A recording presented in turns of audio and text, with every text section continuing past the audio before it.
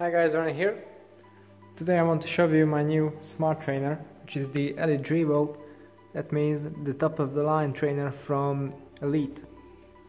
Now before you ask, previously I had a Diretto, and no, I didn't sell it because I had any problems with it. I have sold it for one singular reason, and that is one of my clients wanted a Diretto, so since it's a hot new product, it's sold out everywhere in the country. On the other hand, the Drivo is available, so what I decided to do was give him my Diretto and I upgraded to the Drivo. You can see here. Luckily, it didn't cost too much extra on top of the Diretto, so it was a good deal all around. Everyone was happy. Now you've seen the unboxing. Let me show you what are the details that are included. So these two packages are ones you get with the Drivo. So Elite catalog, some manuals, quick release skewer, which I don't really use because I've had two direct drive Elite trainers before and the skewers are a bit rubbish, so this is the manual. These are the spacers for the through axle. They are exactly the same as on the Diretto, some cassette spacers. This is the skewer. It's a bit rubbish. I use a zip skewer from one of my zip wheels, and that's very secure. Another manual.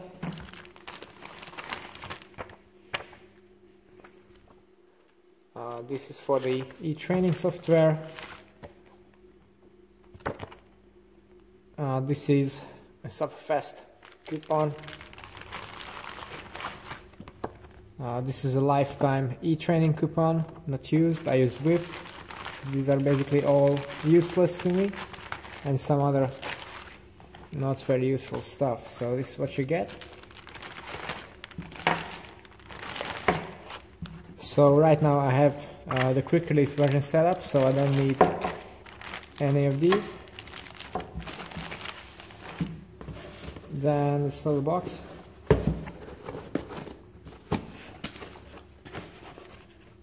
So this is the cadence sensor kit. Again, I don't need this. I have the cork and stick. Now this is the first unit that I actually see it comes with one, so this is really useful, although I have one already because the Diretto doesn't, so I bought one separately, but it's quite expensive if you buy it separately and you need it anyway, so yeah, good thinking there. And then some real trainer maps and software. Again, not all that useful to me since I use Swift and it's far superior. So these are the things you get. Now, how does the Drivo differ from the Diretto? So as I said, this is the top of the line version. The Diretto is second in line. And actually the whole lineup of the new Elite trainers, or at least the direct drive versions, is very simple. So let's start from bottom. So you have the Turno, which is essentially a very basic unit. It looks pretty much the same as the Drivo. It has the same chassis, same design, but it only has fluid resistance, not adjustable. It doesn't have a power meter, but it has some smart compatibility, so it can sense your cadence, and it has a built-in speed sensor. So it's a step up from the old Turbo Muin. Now above that is the Cura, that again looks like this, looks pretty much the same in terms of the chassis, and that one has all the features of the Turno, plus it has a power meter. Then above that is the Diretto, which is the newest model. It has a completely different design, and I have to say it's more stable than this one. This leg that extends and folds, even though it may be a lot more stowable, but isn't as stable as the Wahoo I've had before, or not had, I had just tested it, and the Drivo I have owned, so it's not as stable. So there's probably a very good reason why they have gone to that design.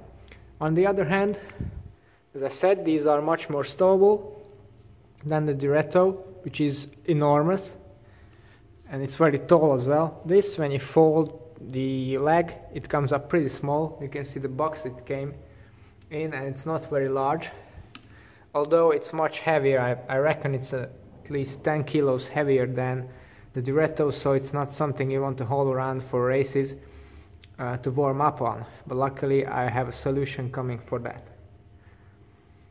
So yeah, the Drivo, and then top of the line, this is the Drivo. Now the difference in features: it has a double optical sensor power meter, which is said to be the most accurate one from any kind of device or trainer on the cycling industry. So there's a new rumored firmware coming up which should bring down the accuracy, or bring it up I should say, to 0.5%, and that's very, very impressive. I don't have that one yet. Actually, I haven't looked too much at the software and the upgrade things. I just started using it yesterday, so I have 1% now. The Drivo has 2% accuracy. The Quark has 1.5, so it sits somewhere in the middle. And then in terms of resistance, this has a maximum resistance of 2300 watts. The Drivo has 1400.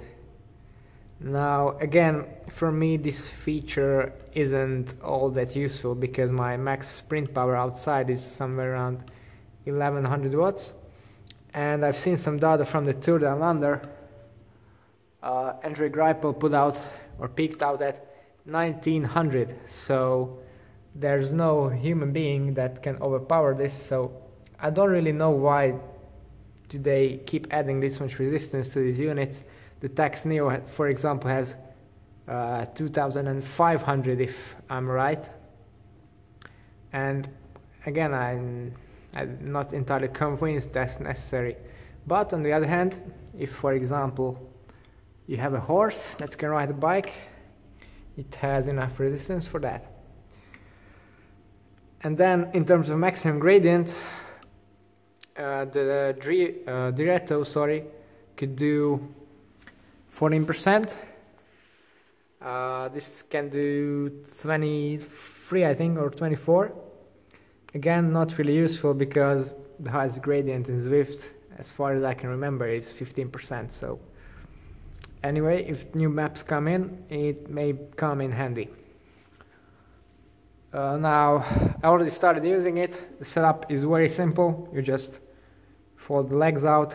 You use these little blocks to adjust it. So you have 3 positions. The lowest one is for 28-inch road bikes, which is what I have here. One good thing I found compared to the Drivo is the cassette body is much nicer machined, so it can actually accept my Red 22 cassette because it has an internal sleeve on there, and it just won't slide on the Drivo freehub body, even though it should be compatible. And this makes the whole drivetrain much quieter because it has the elastomer rings on it, plus the shifting is nicer as well. In terms of the unit itself, again, it's considerably more silent than the Drivo, and I've tried it in 2 scenarios so far. So I've done an erg mode workout session. Now erg mode kicks in sooner than on the Drivo, but for me it's still not quick enough, so I'm just abandoning it and going for the normal resistance. But on the other hand, if you ride free in Zwift or do some free riding or some racing, then there the gradient changes are simulated immediately. So that's very good. That's a very nice improvement in that regard. Very good for Zwift racing, very good for just general riding around. The general finish of the trainer looks to be very sturdy, high quality plastic in there, nice robust handle. The design is a bit polarizing. It looks like it came out of Star Wars. For me that's a good thing, might not be for you.